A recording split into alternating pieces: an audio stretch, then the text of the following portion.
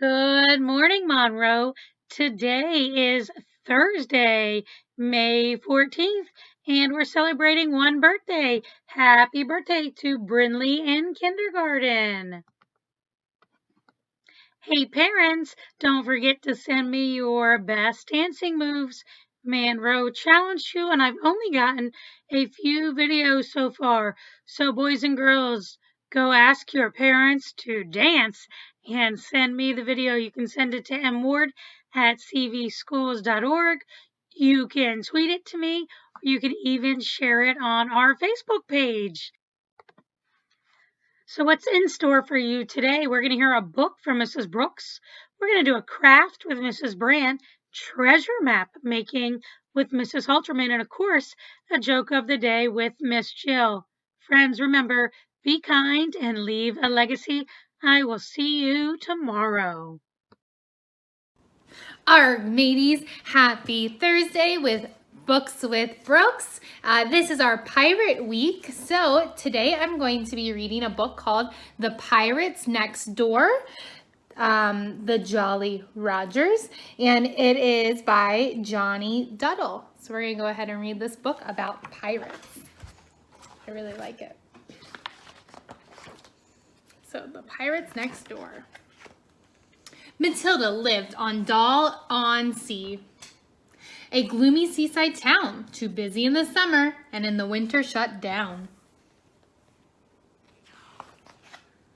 There weren't too many kids around, just Tilda on her street. The lawns were mowed, the cars were washed, the hedges trimmed and neat. The house next door had been for sale since Tilda was a baby. She hoped a family would move in with a girl her age, or maybe a boy, a pirate boy, ahoy! He had patched up jeans, an eye patch, and a wooden-legged dog. And a pirate ship with treasure chests and barrels full of grog. We're the Jolly Rogers. We'll be anchoring next door. We've sailed the 7 seas, but now we've had to come ashore. I feel a little landsick, but Mom says it'll pass. That's my mother over there, digging up the grass. That's Dad over yonder, the captain of our crew. He likes to shout "Arg!" a lot, 'cause that's what pirates do. Grandpa won't set foot on shore. He's allergic to dry land. The last time that he left the ship, the king chopped off his hand. Ooh. That urchin there's called Nugget. She's a rascal, as you'll see. She ain't learned to fire a cannon yet, but then she's only 3. I love how this book rhymes.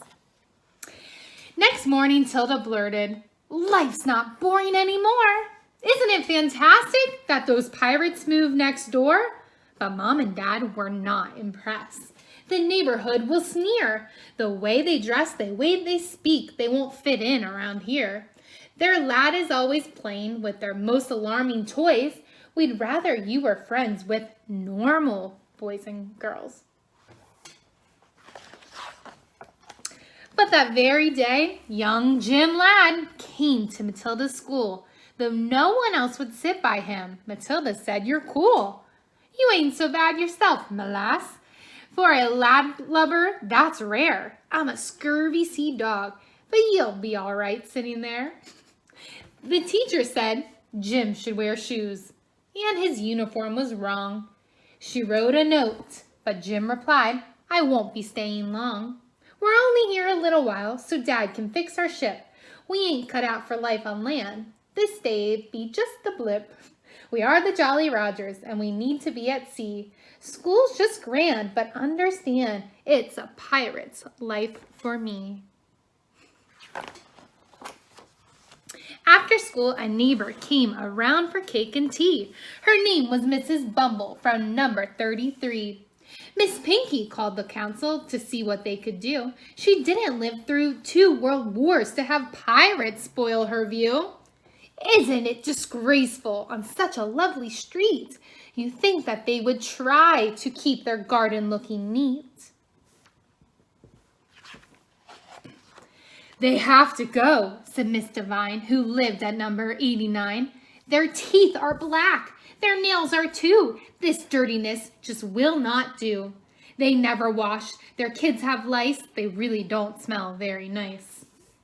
You smell okay. And he says, thanks. They wear old clothes and scruffy hats, and I'm told their ships are full of rats. Wow, there's a lot of bad things about these pirates. Also, cross was Mr. Shaw, the grumpy man at 34. He liked to read the paper on his sunlit patio, but the pirate ship blocked out the light, so he said they'll have to go. I'd like some peace and quiet, but they're fixing up that boat. Hammering all day and night, that thing will never float. The two Miss Yates at 88 told everyone who passed their gate, we saw them grab the postman. They made him walk the plank. It's lucky he can swim, but we're afraid his postbag sank. They scared the ducks, said Mrs. Snooks, and terrorized the park. They boarded people's rowboats and fired cannons for a lark. Driving home from bingo, Mrs. Plum got quite a fright. They were digging up the roundabout in the middle of the night. They have cutlasses, said Mr. Brown, and love to run you through. They'll steal your gold, or so I'm told. What are we all to do? Mrs. Bevan from 87 marched down to Town Hall. She collected a petition, 50 signatures in all. It says, less pirates, more nice people. They're digging holes and fighting fights, the beginning of the end. I've lived here for years and years, and so have all my friends. Before you know it, there'll be more. We'll all have pirates lodged next door. The Jolly Rogers cannot stay. You must make them go away. That night there was a tapping on Matilda's window pane. Outside was Jim. He whispered, I've got something to explain. Whenever we stop somewhere new, the neighbors are unkind. To show them pirates aren't so bad, we leave some things behind. Shh. Now the black hole's shipshape. It's time we sailed away, and I'll be sad to leave as I've enjoyed our stay. But we pirates need adventure to see lands across the ocean. We need cutlasses and treasures and maps and lots of suntan lotion. Though our visit here has just got to end, I hope that you'll still be my friend. If you want, we can send notes. Use something handy, a thing that floats. Matilda woke next morning, puzzled by what Jim had said. She vowed she'd keep in touch with him as she struggled out of bed. She opened up her curtains as she stretched and had a yawn, and there, to her amazement, was a cross on every lawn. So you guys see in all the yards? Look, they have X's. What do you think that the pirates did? Oh, what a shame they left. I didn't say goodbye. They were such a lovely family. I think I'm going to cry. Quack. I'm such a pirate fan, you know. They wore such pretty hats. I rather like their singing, and I'll miss those fluffy rats. Squeak. After that, the town went on landlubbing happily. But Tilda now goes fishing on the jetty by the sea. She's waiting for a message to wash up on the shore from her very special pirate friend, the one who lived next door. So now it's school holidays. You can come aboard our ship. We'll pick you up next Tuesday for a special pirate trip. And that is the end of our book. So I really like this one because at first the whole neighborhood, they didn't like the pirates, but they never even gave the pirates a chance. And they thought all these bad things about them, but the pirates were very nice in the end. And then they left them all treasures in their backyards. I hope you guys like this book. I'll see you next week. Bye. Arr, mateys, welcome back to Mrs. Brandt's Craft Corner. This week we've been talking about pirates, and I'm going to show you how to make 2 cool pirate accessories. The first one we're going to make is a spyglass. For this project, you're going to need a plastic cup or a styrofoam cup of some kind, and also either a toilet paper roll or a paper towel roll cut down. So, first thing you're going to do is paint your cardboard tube. I'm painting mine red because my cup is red. Go ahead and paint your tube. Our mateys, welcome back. Now that your cardboard tube has dried, we're going to assemble your spyglass. Take your cardboard tube and you're going to sit it right on top of your cup. You're going to take a marker or pen of some sort and you're going to trace around the cup bottom. Once you get that traced, you're going to take scissors and cut that out.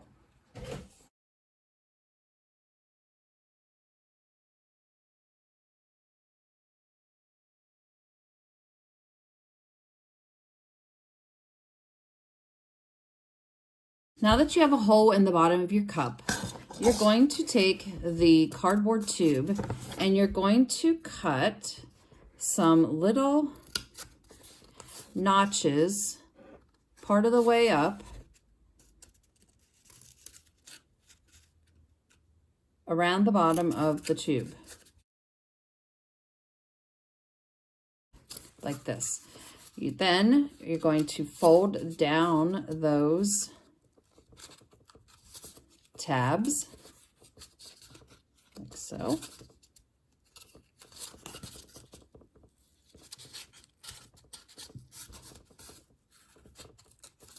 You're going to take your cardboard tube and you're going to put it tab side up into your cup and through the hole in the bottom of the cup. You now have a working spyglass that you can look through, collapse when you're done with it, and pull it up again.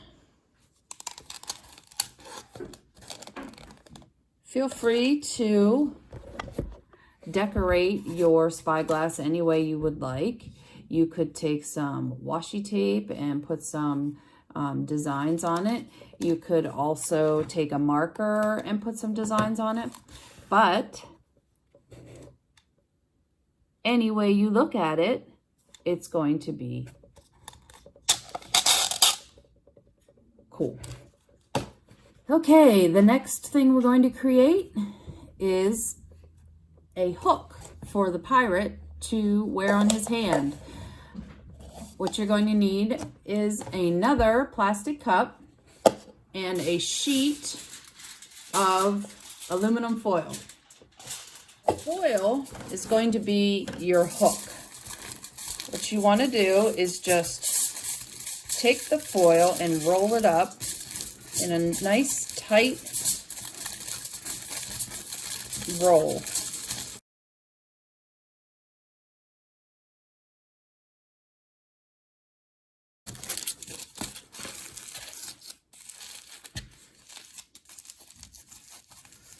Once you have the foil rolled up, you're going to create your hook, like it should be. I chose the question mark shape for mine. You're going to take your cup and you're going to, in the very center, poke a hole.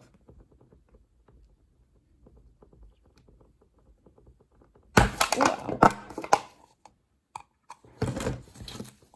You're going to take the other end of your hook and you're going to put it inside the hole that you just created. You may need to trim your hook. My hook is way too long.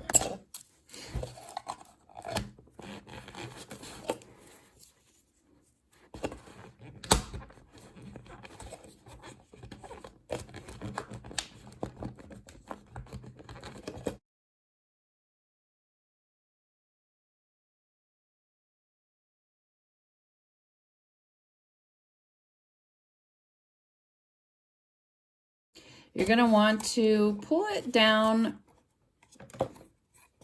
pretty far so that you have a nice little handle there. And then when it's all finished, you can put it on your hand. Arr, matey. You can make people walk the plank or search for treasure near and far with your spyglass. I hope you've enjoyed making your pirate theme crafts, and I look forward to seeing you all next week. Bye, Monroe. Ahoy, Monroe mateys. Good to see you. I'm going to show you how to design a treasure map. This can be a map of your backyard. It can be around your house. It can be in front of your house. This can be at a park if you're able to go to a park. But I'm going to do one of our back house. So what you're going to need is you're going to need a piece of paper, whatever size you want. I'm going to start with this size. This is the size of our backyard. You're going to need crayons or markers or whatever you, or a pencil or whatever you need. There's lots of choices. So I'm going to start drawing my backyard. I'm going to start drawing my garage. So here's my garage.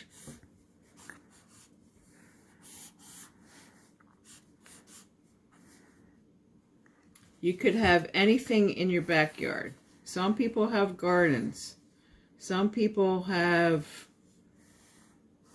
a pond. We have a camper in our backyard until we can go camping. We got our sidewalk coming to the garage. We got our back patio. We have a flower bed back here. So I'm going to draw some flowers.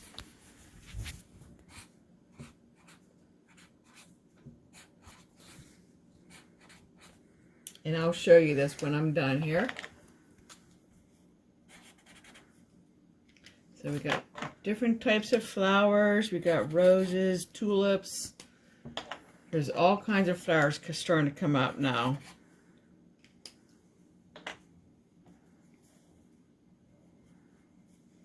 So I'm going to continue on. I'm going to draw our trees. We have lots of trees in our backyard. Some people have playgrounds, swing sets, ponds.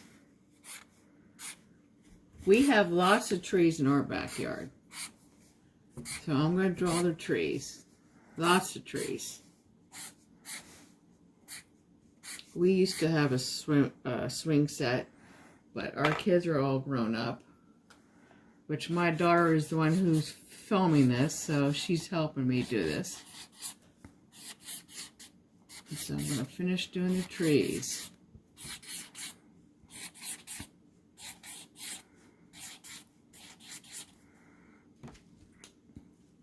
Next, we will do the actual making of which way you're going to go to look for your treasure chest. So you're going to start out our back door, and you're going to make dashes. So I'm going to have them go around the tree, around each of the trees.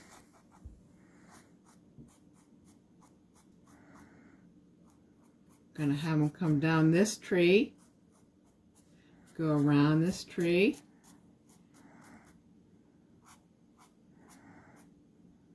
come around this tree, come to the side of the garage, and X marks the spot where the treasure could be. So it could be any kind of treasure, something to eat, or depending on who you're doing it for. This could be for a brother or sister, or it could be for an aunt, uncle, or a grandmother, or a mom, or your mom and dad, or whoever you want to make the map for. So this is the map, and this is what it's going to look like when you're done. So every place is going to be different. Whoever draws the map, because every backyard is different. Some people will have all kinds of stuff going through their yard. So however you want to draw it. So good luck, and I hope you have fun doing it. I miss you guys. Bye. Ahoy there, Monroe mateys! Captain Miss Jill here. Joke of the day. Why didn't the pirate shower before he walked the plank? Because he'd just wash up on shore later. Bye, Monroe.